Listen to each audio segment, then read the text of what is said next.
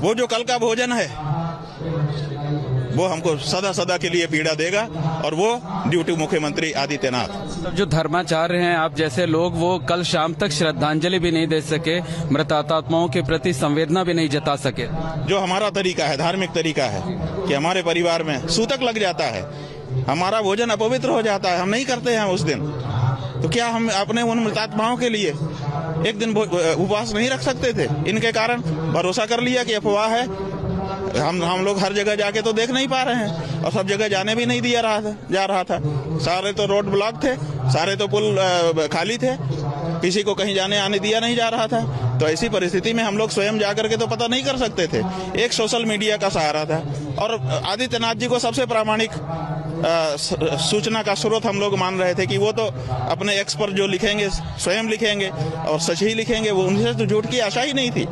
लेकिन जब उन्होंने पूरे दिन मृत्यु को छुपा करके रखा, और बाद में पता चला कि नहीं ये तो रात को ही घटनाएं घट गई थी, बाद में पत्रकारों ने बताया कि हमारा नाम मत बताइएगा, 58 शव यहाँ रखे हैं, मोर्चरी में इतने का पोस्टमार्टम हो चुका है, इतने का हो रहा है। ये सब जब सूचना व्यक्तिगत रूप से आने लग गई शाम को, जब ये हुआ, तब हम लोगों को कितना कष्ट हो रहा है। जी, एक अंतिम प्रश्न ये है कि इस तरीके का, अभी तो मेला लगभग 1 महीने है, 26-27 दिन है, इस तरीके की घटनाएं दोबारा ना हो, इसके लिए क्या सुधार किए जाने?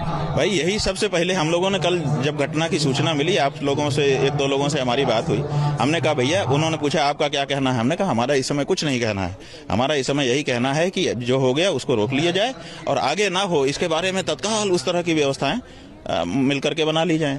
अब यही बात कही गई, कुछ भी नहीं कहा हम लोगों ने कल, क्योंकि वक्त की वही जरूरत थी।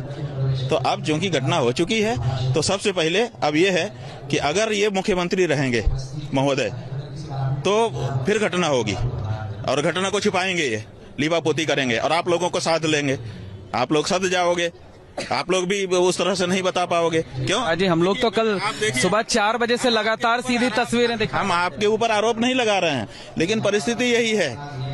आप देखिए, मैंने आज सवेरे उठ करके दैनिक जागरण अखबार हमने पढ़ा, एक पृष्ठ केवल पढ़ पाए। हम ये सोच रहे थे कि कितनी बड़ी घटना घटी है, अखबार क्या कह रहा है। दूसरे अखबार तो नहीं पढ़ पाए क्योंकि यहाँ नेटवर्क भी स्लो है। हमने सोचा कि दैनिक जागरण एक अच्छा अखबार माना जाता है, उसको पढ़ते हैं। तो उसका फ्रंट पेज केवल एक पेज खुल पाया, उसको हमने पूरा नेशनल वाला जो अंक है वो हमने पढ़ा, और उस अंक में ऊपर बहुत सुंदर स्नान की फोटोग्राफ्स हैं, बहुत बढ़िया शीर्षक लगा हुआ है, और फिर एकदम नीचे जा करके इतने छोटे में एक फोटो है जिसमें कुछ भगदड़ है, और उसी में इतनी चीजें लिखी हुई हैं। आप बताइए, ये अगर प्रेस नहीं मिला हुआ है, ये हो सकता है? इतने सारे लोगों की मृत्यु यहाँ पर हो चुकी है, और प्रेस जो है ऊपर दिखा रहा है कि बहुत सुंदर स्नान हो रहा है, बहुत बढ़िया, इतना बड़े बड़े फोटो छाप रहा है। आंकड़ों में हेराफेरी की नहीं, आंकड़ों की बात तो अभी है ही नहीं है। अभी तो समाचार की प्रमुखता की बात है कि कौन सा समाचार प्रमुख है। अगर घटना हुई है तो घटना प्रमुख हो गई ना। लेकिन एबीपी न्यूज, महाराज जी, एबीपी न्यूज ने कल सुबह 4 बजे से लगातार अलग अस्पताल से लेकर घटनास्थल तक सारी चीजें लाइव दिखाई। यही है कि अगर आप लाइव दिखा रहे थे तो आप झूठ हो गए थे।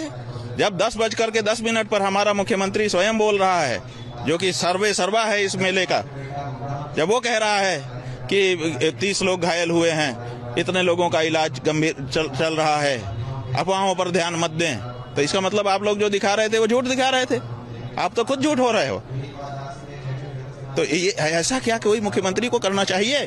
और क्या ऐसे मुख्यमंत्री को पद पर बने रहने देना चाहिए?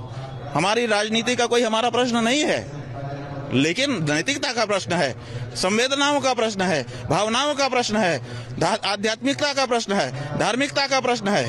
और ये सारे प्रश्न चिल्ला करके कह रहे हैं कि ये व्यक्ति उस जगह के अयोग्य है, तत्काल इसको इस्तीफा ले लेना चाहिए, और किसी सक्षम व्यक्ति को, नरेंद्र मोदी, अमित शाह जी, जेपी नड्डा जी, जो लोग भी हैं, इनको हटा करके किसी सक्षम व्यक्ति को करे। अभी भी करोड़ों लोग यहाँ आने वाले हैं, ये संभाल पाएगा? ये संभालेगा नहीं, ये प्रेस संभालेगा, ये लिपापोती करेगा, और इस तरह की घटनाओं को छिपा करके मैं मुख्यमंत्री बना रह जाऊंगा, व्यवस्थापक बना रह जाऊंगा, ये दिखाएगा।